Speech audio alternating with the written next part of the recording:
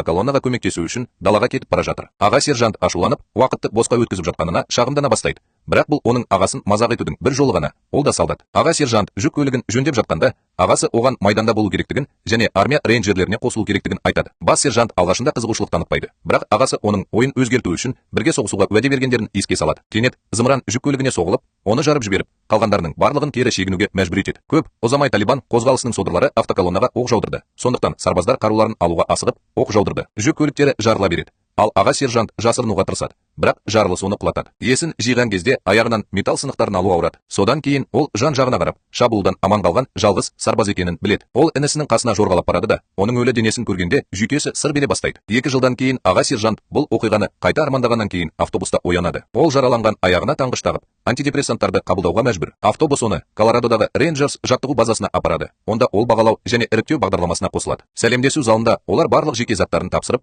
аты жөнін, құжаттарын және атақтарын сөмкелеріне салу керек. Әрбір әскерге шақырылушыға нөмір беріледі. Ал аға сержант 81 алады. Оның тәжірибесіне байланысты ол топ жетекшісі болуы мүмкін, бірақ ол одан бас тартады. Содан кейін аға сержант Торрес олар не күтетіні туралы сөз сөйлейді. Жаттығу 8 аптаға созылады, және олардың эмоционалдық, физикалық және психикалық күштерін тексеру өте қиын болады. Егер олар соңғы кезеңге жетсе, олар мәре сызығын кесіп өтумен аяқталатын өлім наурызы деп аталатын 24 сағаттық имитациялық миссияны орындау керек. Бұл рейнджер болу құқығына ие болудың жалғыз жолы. Жаттығу олардың қаншалықты жарамды және жылдам екенін тексеретін классикалық жаттығулардан басталады.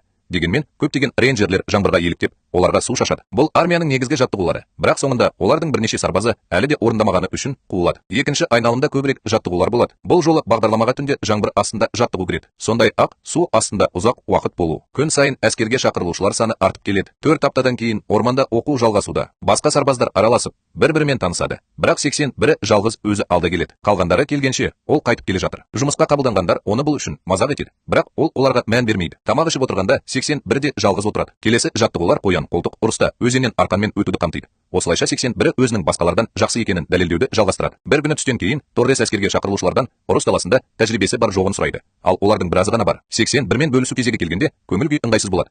Өйткені жұмысқа қабылданғандардың көпшілігі не болғанын біледі. Оның колоннасына қосыл. Бір күндік ату жаттығуларынан кейін команда кешкі асқа шығады. Ал 81-ші туралы білетіндер бұл оқиғаны білмейтіндерге айтып береді. 81-ші ағасын базаға 10 миль артқа апарып, сол үшін күміс жұлдыз алғаны белгілі болды. Олар бұл туралы 81-ден сұрамақ болғанда, жұмысқа қабылданғандар өсек айтқаны үшін ұрысып, қосымша физикалық белсенділікпен бірнеше минуттан кейін команда жағаға шығады. Оларды 60-шы адам құтқарып қалды.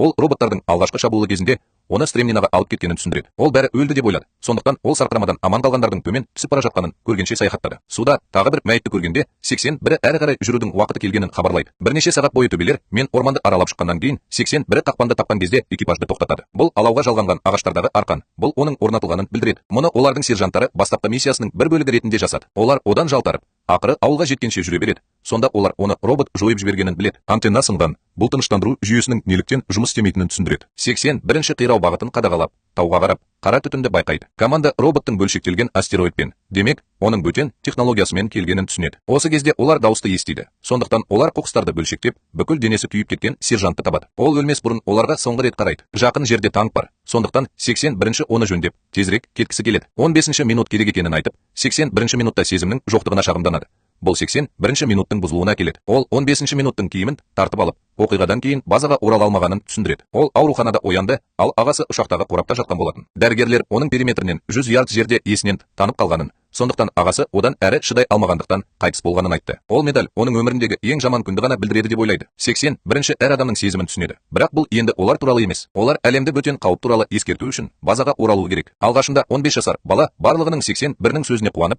көмекке асығып жатқанына ғана қарай алады. Танк әлі іске қосылмаған. Сондықтан 15-ші танк ақыры араласуға бел буып, танкты іске қосу үшін механика туралы білімін пайдаланады. Жігіттер резервуарды қоқыстың астынан шығару үшін арқанды пайдаланады. Ал шайқалған кезде тамақ бөлімі ашылады. Оны 44-і бірден бөліседі. Осы кезде аспанда жарқыл пайда болады. Және команда роботтың қақпанға түскен болуы керек екенін түсінеді. Барлығы танкке кіруге асығады. Тек 15. Басқа, ол оқ-дәрі алу үшін қайтып келеді. Робот пайда болып, оған оқ жаудырады. Ол оқ-дәріні танкке лақтырғаннан кейін бірден өлтіреді. 44-ші танк орман арқылы өтіп бара жатыр. Ал жігіттер оқ-дәріні оқ ату үшін пайдаланады. Бірақ адам қаруы оған ешқандай зиян келтірмейтін сияқты. Роботтың шабуылдары танкты нысанаға алуды жалғастыруда. Сондықтан 44-ші танк өлікті мүмкіндігінше жылдам қозғалтады. Танктың бір бөлігі өртеніп кеткенде, команда өртті сөндіргішпен дереу сөндіреді. Бірақ сауыт ұзаққа созылмайтыны анық. Команданы таң қалдырғаны, робот кенеттен олардың соңынан еруді тоқтатады. Бірақ бұл оның жарылғыш заттарды көп атуына байланысты. Бомбалар танктың айналасына жарылып, айналадағылардың бәрін шашып жібереді.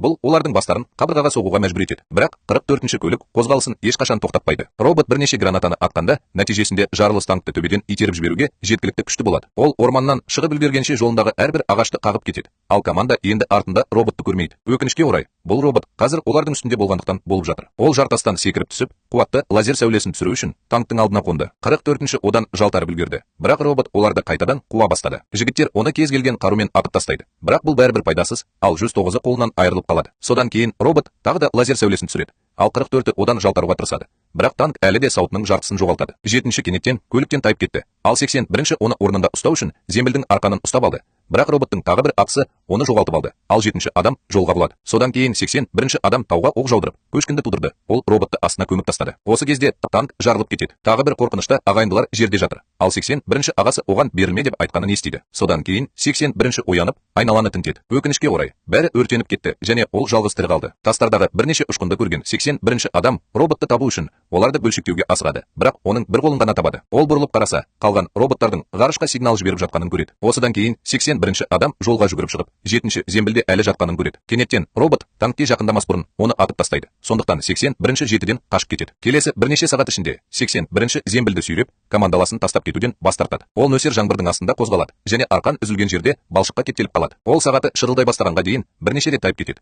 Бұл тапсырмаға бөлінген 24 сағаттың аяқталғанын көрсетеді. Осы кезде 7-ші оянып, бұрын 81-ші ағасымен бір командада болғанын айтады. Ол ешқашан рейнджер болу туралы үндемеген. 7-ші 81-ші сәтсіздікке ұшыраған жоқ деп ойлайды. Өйткені ол ешқашан бас тартпады. Олардың әңгімесін роботты сканерлеу тоқтатады. Ал 81-ші адам одан түтін шығып жатқанын байқайды. Яғни ол істен шығады. Ол сондай ақ жақын жерде карьерді көреді. Бұл оны ойға жетелейді. 7-ші 81 нөмірін жасырғаннан кейін ол жеке карьерге асығады.